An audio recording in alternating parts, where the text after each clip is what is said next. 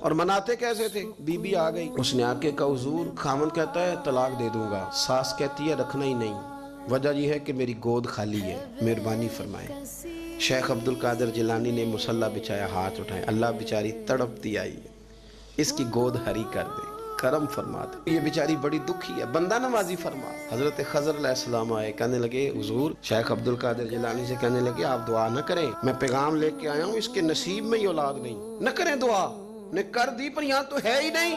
تو یہ لاڈلے ہیں نا رب رسول کے، اللہ رسول کو منا لیتے ہیں۔ تو غوث پاک کہنے لگے اچھا نہیں اس کے نصیب میں دعا، چلو ٹھیک ہے، اولاد کوئی نہیں، کوئی نہیں۔ پھر ہاتھ اٹھائے، کہے اللہ تجھے پتہ تھا نا کہ یہ میری طرف آ رہی ہے، اور اللہ تجھے علم تھا نا میرے دروازے تک آ گئی ہے، اور مالک تجھے پتہ تھا نا دعا کا کہے گی اور میں دعا کروں گا، تو جانتا تھا نا۔ اچھا میں سمجھ گیا، اب یہ لوگوں سے جا کے کہے گی میں عبد القادر تک بھی ہوا یوں پر میرا کام نہیں بنا، ملا کچھ نہیں، یہ کہے اور دو آنسو شیخ عبد القادر جیلانی۔ غوث پاک اللہ اچھا ٹھیک ہے، کہے گی نا میں ہوا یوں، ٹھیک ہے کوئی عرض نہیں، لفظ کہے حضور غوث پاک نے تو جناب خضر وہیں کھڑے کھڑے کہنے لگے عبد القادر تیرے بھی قربان جاؤں، اور تیرے رب کے تیرے ساتھ پیار کے بھی قربان جاؤں۔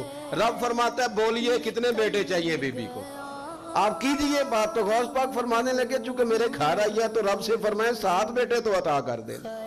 او بھائی اتنی سی بات نہیں لوگوں کی سمجھ میں آتی کہ میرا کوئی لاڈلا پیار والا ہو تو میں مان جاتا ہوں، تو جو رب رسول کے لاڈلے وہ جب بات کرتے ہیں تو اللہ رسول بھی مان جاتے ہیں۔ بھائی اتنی سی بات ہے۔ ایک شخص نے آ کے کہا حضور میرا والد انتقال کر گیا ہے، رات خواب میں دیکھا بڑے عذاب میں، لوگ بڑے پریشان ہوتے ہیں ان باتوں بڑے، لیکن میں بڑے دلائل قائم کر سکتا ہوں۔ ہاں ہمیں کیا ملنگ سمجھتے ہیں کہ ہم جو بات کریں گے بغیر دلیل کے کریں گے؟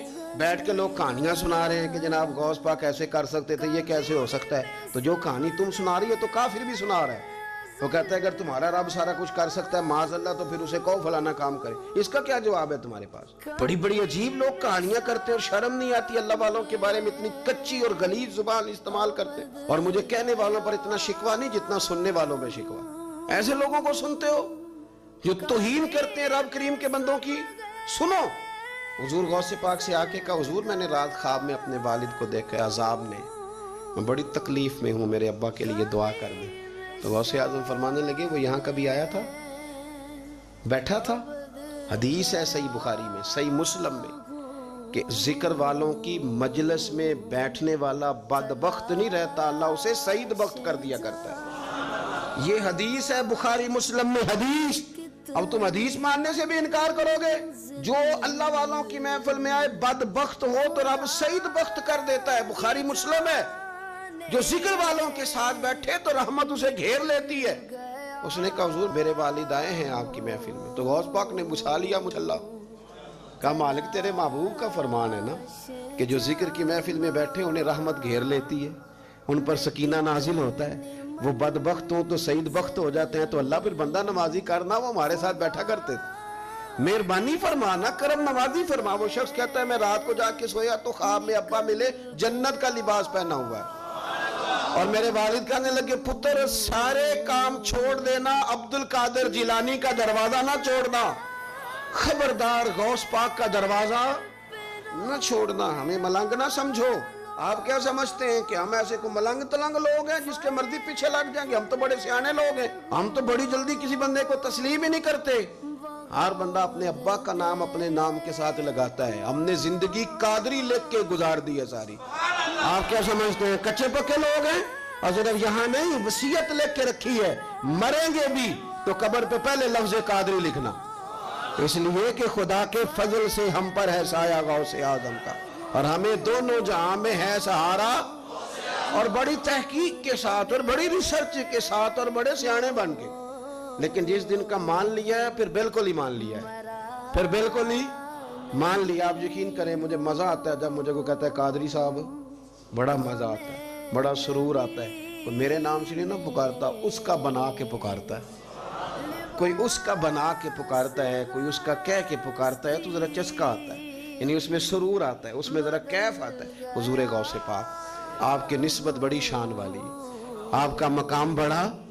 حضرت مولانا جمیل الرحمن قادری اعلیٰ حضرت کے مرید ہیں، وہ فرمایا کرتے تھے خدا کے فضل سے ہم پر ہے سایہ غوث ہے، ہمیں دونوں جہاں میں ہے سہارا۔